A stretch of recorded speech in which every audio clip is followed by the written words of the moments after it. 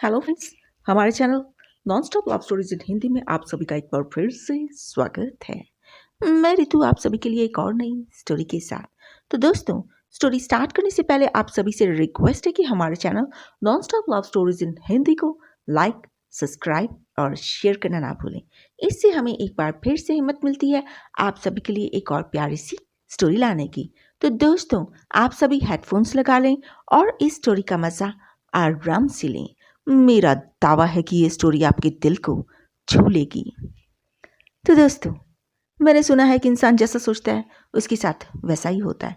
इसलिए इस चैनल पर हम आप सभी के लिए लव स्टोरीज लेकर आते हैं।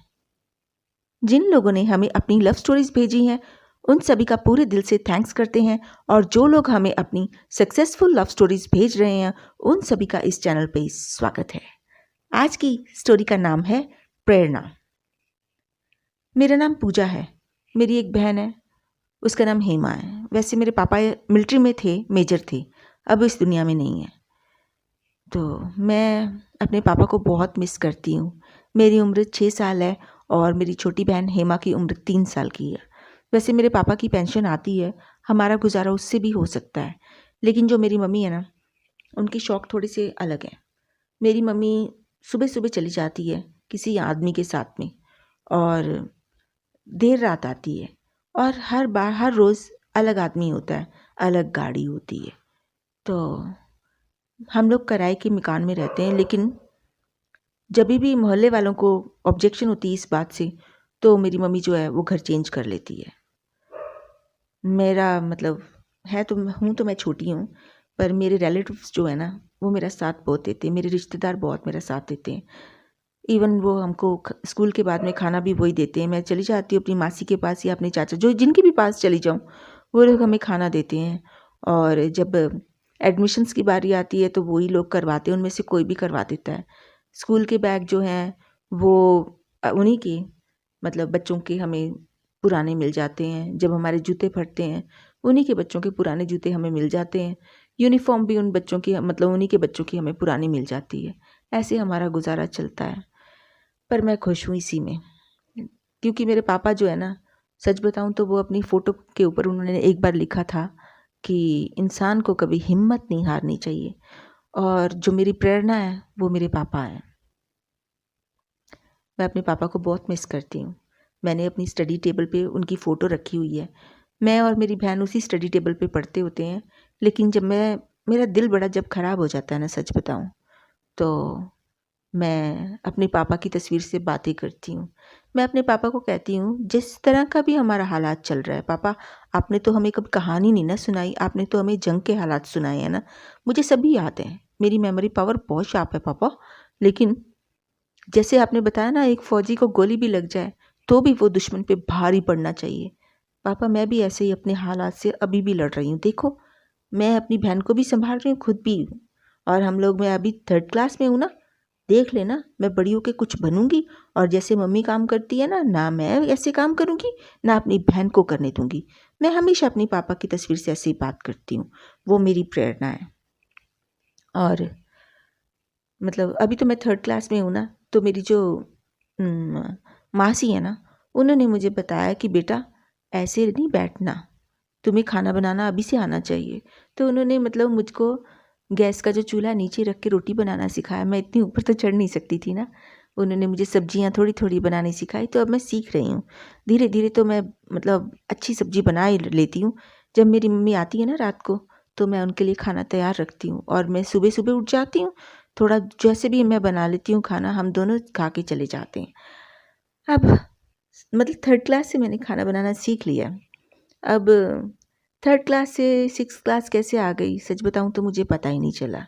अब यहाँ के जितने भी लोग हैं ना, वैसे तो मोहल्ले की जो हमारी साथ की नेबर आंटी है, मतलब पड़ोस की आंटी, वो मुझे बहुत प्यार करती है। कभी कभी तो वो हम दोनों के बाल भी बना देती थी। पर अब मैं बड़ी हो गई हूँ ना, 6th क्लास में हो गई हूँ, मैंने बताया। तो मोहल्ले के जो लोग हैं ना, वो मुझे गंदी नज़रों से देखते हैं। इससे सच बताऊँ तो मेरे को बहुत बुरा लगता है। दिल में ना कांटे से चुभते हैं कि ऐसे क्यों।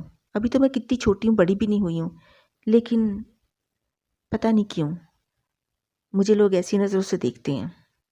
इन सब बातों से वैसे मैं तंग आ चुकी हूँ। मुझे बहुत बुरा लगता है।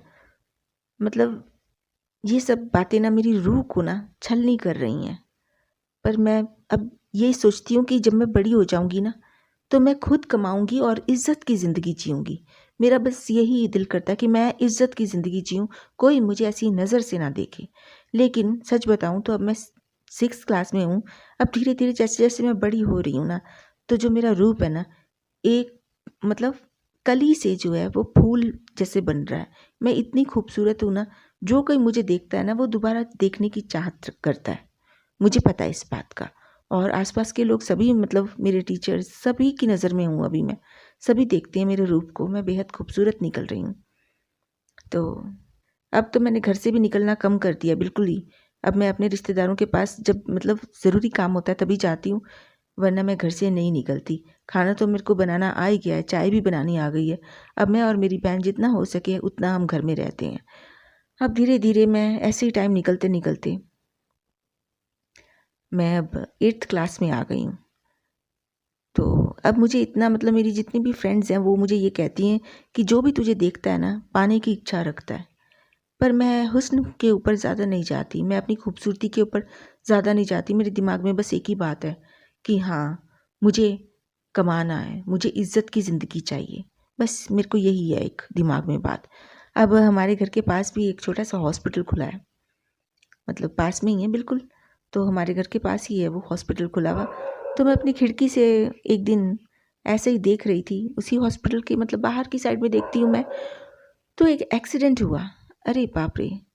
रात के उस टाइम 2 बज रहे थे, तो मैंने अपनी बहन को बोला, मैं कहा मैं बाहर जा रही हूँ, तो ब जल्दी से दरवाज़ा अंदर से बंद कर ली, जब मेरी आवाज़ सुनेगी तभी दरवाज़ा खोलना। वो कहती ठीक है दीदी।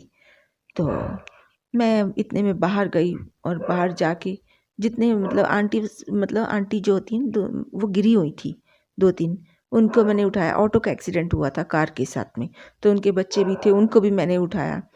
तो इतने में जो वो हेल्पर होता है ना, वो मुझे कह रहा इनको अंदर ले जाओ, अंदर ले जाओ। उसने स्ट्रेचर पे तो डाल दिए थे लोग, पर कुछ लोग जो थे वो लंगड़ा रही थी, तो मैं उनको मतलब कंधे पे अपने मतलब सहारा दे के आंटी को, तो मैं अंदर लेके जा रही थी। उनका छोटा-सा ही हॉस्पिटल था, इतना बड़ा नहीं था। फिर स्टाफ कम होने की वजह से मुझे डॉक्टर ने बोला, कहता अगर रुक सकती हो तो रुक जाओ, हमारी थोड़ी हेल्प हो जाएगी। तो मैं अब थोड़ा घबरा गई, मुझे काम तो वैसे आता नहीं था, लेकिन जैसे-जैसे उन्होंने बोला ऐसे करो, वैसे करो, मैं वैसे ही करती गई। बीटाडीन से उन्होंने बोला कि इनके ज़ख्म साफ़ करो, मैंने एकदम बीटाडीन ली, तो मैंने डॉक्टर को एक नज़र देख लिया वो कैसे-कैसे कर रहा है। बिल्कुल मैंने वैसे ही कर दिया। तो जो मुँह से दे सकते हैं टैबलेट्स, वो मुझे डॉक्टर ने हाथ में दे दी, कहते इनको पानी में मतलब पानी के साथ इनको दे दो। मैंने वो भी कर दिया। तो सुबह के 4 बज गए, ये सब करते-करते। तो जब हॉस्पिटल मतलब कहते हैं ना कि एक मतलब शांत सा हो गया माहौल हॉस्पिटल का, तो उस समय उन्होंने मुझे 300 रुपये दिए डॉक्टर विकास ने, और मुझे कहते आप घर जा सकती हो, थैंक यू सो मच। सच बताऊं तो वो मेरी पहली कमाई थी, और मैं इतनी खुश हुई ना वो 300 लेके। मैं फटाफट घर में आई और मैंने अपनी बहन को बोला, अब तो हेमा भी बड़ी हो गई थी। मैंने कहा देख हेमा, मेरे को पैसे मिले, मैंने वहाँ पर थोड़ा काम किया था। तो मुझे कहती हाँ मैंने छत से देख लिया था, ऊपर से आप जा रही थी जब, खिड़की से सॉरी मैंने देखा था, तो आप हॉस्पिटल में चलेगी तो अब आई हो। मैंने कहा हाँ स्टाफ कम होने की वजह से उन्होंने मुझे रोक लिया था। तो कहती अब क्या करोगी इन पैसों का? मैंने कहा तेरे लिए ना मैं कोई कपड़ा लूँगी। हँसने लग गई वो। तो सच बताऊँ तो वो 300 उस टाइम मेरे लिए बहुत थे, और मैं बहुत खुश थी कि हाँ शायद मैं भी कुछ कमा सकती हूँ दुनिया में, शायद मैं भी कुछ कर सकूँ। अब मेरे अंदर ना वो जज़्बा सा जो था ना वो आ गया। तो ऐसे ही समय बीतता रहा, और एक दिन डॉक्टर विकास ना खुद हमारे घर में आए। उस समय दोपहर के 3 बज रहे थे। अरे मैंने उनको देखा, मैं तो हैरान ही हो गई। मैंने कहा डॉक्टर साहब आप यहाँ? मैंने दरवाज़ा खोल के मैंने उनको अंदर बुलाया, बिठाया। मैंने हेमा को कहा, मैंने कहा हेमा जाके इनके लिए चाय लेके आओ। वो कहते नहीं नहीं इस चीज़ की ज़रूरत नहीं। मैंने कहा फिर? वो कहते तुम बैठो, तुमसे बात करनी है। मैंने कहा बोलिए। तो उन्होंने मुझे बोला कि हमारा स्टाफ कम है, अगर तुम चाहो तो काम करने के लिए स्कूल के बाद में आ सकती हो शाम के 8 बजे तक। तो मैं बड़ी खुश हुई। मैंने कहा हाँ ज़रूर मैं आया करूँगी। अब इससे पता क्या था, खाना तो बनाना मुझे आ ही गया था। अब मुझे था कि थोड़े पैसे भी आ जाएंगे मेरे पास, तो शायद मतलब मेरा कुछ हो जाए इस दुनिया में। तो मैं बड़ी खुश थी। तो मैं हेमा को डॉक्टर के जाने के बाद में मैंने हेमा को बताया, मैंने कहा कल से मैं काम पे जा रही हूँ। वो मुझे काम सिखाएंगे भी और करवाएंगे भी। हेमा भी बहुत खुश हुई। बस फिर क्या था, मैं स्कूल मतलब जाने से पहले हम लोग खाना खा लेते थे। दोपहर का खाना मैं आके बना देती थी जल्दी जल्दी। उसके बाद मैं तैयार होके हॉस्पिटल चली जाती थी। वहाँ पर वो मुझे काम सिखाते थे। तो हर सैटरडे वो लोग मुझे 1500 रुपये देते थे। और सच बताऊँ तो 1500 मेरे लिए बहुत होता था, हर सैटरडे मुझे मिलता था। तो ऐसे ही धीरे-धीरे उन्होंने अपनी शिफ्ट जो थी मुझसे ज़्यादा लेनी शुरू कर दी। वो मैं बड़ी खुश थी क्योंकि घर तो मेरा पास ही था। जब मेरा मन होता था खाना खाने का तो चाय पीने का तो मैं घर चली जाती थी, मुझे कोई प्रॉब्लम नहीं थी इतनी बड़ी। लेकिन 1500 मेरे लिए बहुत थे, मेरे और मेरी बहन के लिए। इससे हम कपड़े भी ले लेते थे, अपने स्कूल बैग भी हम ले लेते थे और अपने जूते भी ले लेते थे। तो अब ज़िंदगी इतनी अच्छी चल रही थी ना, मैं सच बताऊँ, मैं इन पैसों से बेहद खुश थी। और अपने पापा के सामने ना, मैं जब भी पैसे ला मतलब मिलते थे ना, मैं अपने पापा के सामने रख के कहती थी, देखो पापा मेरी इज़्ज़त की कमाई है, अब देखो मेरी भी इज़्ज़त होगी, मुझे कोई ऐसी गंदी नज़रों से नहीं देखेगा। और मैं हेमा को हमेशा ये कहती थी, देख पापा ने ये लिखा है ना, हिम्मत इंसान मतलब इंसान को मजबूत कर, पापा ने बहुत कुछ पढ़ा लिखा हुआ था, हिम्मत इंसान को मजबूत कर देती है, इंसान में हिम्मत होनी चाहिए। बस यही सब पढ़ते पढ़ते हम लोग बड़े हुए थे। और मेरी जो प्रेरणा थी वो मेरे पापा ही थी। और अभी पापा के आशीर्वाद से ही तो देखो कितना कुछ हो रहा था अब ज़िंदगी में। और मैं बहुत ज़्यादा खुश थी। और अपनी और बहन के लिए मैं कपड़े भी ले लेती थी टाइम टाइम पे। इसी तरह मेरी प्लस टू कैसे कंप्लीट हो गई सच बताऊँ तो मुझे पता ही नहीं चला। प्लस टू मेरी ख़त्म हो गई तो फिर उसके बाद में मैं नाइट शिफ्ट मेरे को लेना शुरू कर दिया। तो कभी डे की ड्यूटी होती थी, कभी नाइट की। लेकिन मैं अपनी बहन को तो अब मैं आराम से पढ़ा लेती थी। अब मुझे अपने रिश्तेदारों से मांगने की ज़रूरत नहीं पड़ती थी। लेकिन जब मेरी छुट्टी होती थी तो मैं ज़रूर अपने रिश्तेदारों के पास जाती थी उनसे मिलने, क्योंकि उन लोगों ने हमारा सच बताऊँ बहुत किया था। इतना आज इतना आजकल कौन किसी के लिए करता है। फिर एक दिन मेरी नाइट ड्यूटी थी तो डॉक्टर विकास मेरे पास आके बैठे, कहते मैंने पूजा तुमसे एक बात करनी है। सच बताऊं तो उस टाइम मैं घबरा गई। मैंने सोचा डॉक्टर साहब ने मेरे से क्या बात करनी होगी, तो मैं थोड़ा सा डर गई। मैं फिर भी सामने बैठी। मैंने कहा हाँ जी सर जी बोलिए क्या बात है। तो फिर उन्होंने मुझसे बोला, कहते पूजा आपको पता है मेरी उम्र में और आपकी उम्र में 10 साल का फ़र्क है, मैं आपसे 10 साल बड़ा हूँ। मैंने कहा हाँ जी, लेकिन कहते कि ये भी है कि मैं आपके घर के पास ही रहता हूँ और आपके हालात मुझे सब पता है घर के। मैं थोड़ी शर्मिंदा सा हो गई। मैंने कहा हाँ जी बिल्कुल ठीक है। फिर कहते इसीलिए तुम्हें काम पे रखा था। मैंने कहा उसके लिए आपका बड़ा थैंक्स। तो फिर मुझे कहते कि आप मुझसे शादी करोगे, कि मैं वैसे तो कँवारा हूँ लेकिन मैं कोई लड़की ढूंढ रहा हूँ, लेकिन आपके अंदर मुझे सब कुछ दिखता है। फिर लेकिन सच बताऊँ तो मैं अंदर से बड़ी खुश थी, क्योंकि मैंने सोचा भी नहीं था कोई डॉक्टर मुझे मिलेगा। और मैंने हाँ में सिर झुका दिया, मतलब हिला दिया। तो डॉक्टर साहब ने ठीक है बोला कि अब आप जिससे बात करवाना चाहें अपने घर में, उससे मैं बात करने को तैयार हूँ, मैं अपनी फैमिली में सबको मना लूँगा। मैंने कहा ठीक है। बस उसके बाद में मैं घर आ गई नाइट ड्यूटी के बाद में। अब सच बताऊँ तो मेरी नींदें ही उड़ गई थी। मैंने सोचा कि मैं किससे बात करूँ, किससे। फिर मैंने अपनी मासी के पास गई तो मैंने अपनी मासी को बताया। मासी कहती तुझे डॉक्टर मिल गया। मैंने हाँ में सिर हिलाया। मासी इतनी खुश हो गई ना, मेरी मासी ने एकदम मुझे गले लगा लिया। इतना मुझे मतलब अच्छा लगा ना, मेरी मासी ने मुझे माथे पे चूमा।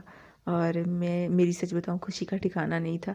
और इतने में मेरी मासी के बच्चे भी आ गए, वो भी इतने खुश हुए ना, कहते तुझे डॉक्टर मिल गया पूजा। मैंने कहा हाँ।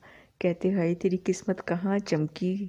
तो मैंने बताया कि मैं इतनी देर से वहाँ काम करती थी। कहते हाँ वो तो हमें पता है, लेकिन तुझे ऐसे कोई मिल जाएगा ना इतना अच्छा इंसान, हमने कभी नहीं सोचा था। मैंने कहा मैंने भी नहीं ऐसा कभी सोचा था। तो कहते अब जल्दी से ना, मेरी मासी कहते उससे बात करा दे हमारी। मैंने उसी टाइम फ़ोन लगाया, मैंने डॉक्टर साहब से बात कराई। डॉक्टर साहब कहते देखो ऐसे फ़ोन पे बात नहीं, मुझे जहाँ बुलाओगे मैं आ जाऊँगा, अपने घर में बुलाओगे तो मैं अपने घर में भी तो मैं आपके मासी के घर में भी आ जाऊँगा, अगर अपने घर में बुलाओगे तो मैं आपके घर में भी आ जाऊँगा। मैंने कहा ठीक है। फिर मेरी मासी कहती सीधा उसको यहाँ ही बुला ले। तो हम लोगों ने अपनी मासी के घर में बुला लिया। उन्होंने बैठ के मतलब मेरी मासी के हस्बैंड के साथ भी बात की और मेरी मासी के साथ भी बात की कि ऐसे ऐसे। तो मेरी मासी कहते कहते अब हम लोग इतना तो कर नहीं सकते क्योंकि हमारे अपने भी बच्चे हैं और फिर भी हम लोग सब कुछ करेंगे। तो वो कहते नहीं इतना बोझ नहीं मैं डालूँगा, लेकिन मेरी मासी अब कहते नहीं हम सब रिश्तेदार मिल के कर लेंगे। फिर मेरी मासी ने मेरे मतलब मामू से भी बात की, फिर मेरी बुआ से भी बात की, चाचा से भी बात की। फिर हमने मतलब सबने रिश्तेदार जितने थे उन्होंने सबने मिल के यही सोचा कि हम शादी ठीक तरह करेंगे। हम लोग ऐसे नहीं कहेंगे उनको कि हाँ थोड़ा कम हो जाएगा या ज़्यादा हो जाएगा। अब जैसे उनकी मर्ज़ी थी तो बस उन सब ने, किसी ने मेरे को मतलब लहंगा चोली दिया, किसी ने चूड़ा दिया, किसी ने गहने थोड़े बहुते दिए। तो ऐसे करते करते मतलब मेरी शादी बड़ी अच्छी तरीके से मेरे रिश्तेदारों ने डॉक्टर विकास के साथ करवा दी। अब जब मैं शादी के बाद मतलब उनके घर में मतलब गई ना, तो मेरी मम्मी भी खुश थी कि हाँ ठीक है इसकी शादी हो रही है। उन्होंने ना हाँ में सर हिलाया था ना में। लेकिन जब मेरी विदाई हो रही थी तो वो बड़े ध्यान से मुझे देख रही थी कि हाँ शायद इसके साथ अच्छा ही हुआ है, मुझे नहीं पता। लेकिन सच बताऊं तो मैं डॉक्टर विकास के घर जाके मैं बहुत बेचैन हो गई थी क्योंकि मेरी बहन जो थी वो अभी भी मेरे घर में ही थी। तो मेरे दिमाग में यही था बस कि कहीं मेरी बहन को कुछ गलत काम के लिए कोई बोले ना। तो डॉक्टर विकास ने एकदम पहचान लिया, कहते क्या बात है। मैंने कहा कुछ नहीं। तो 2-3 दिन ऐसे ही निकल गए, लेकिन मेरी परेशानी जो थी ना अंदर ही अंदर घुट रही थी मैं।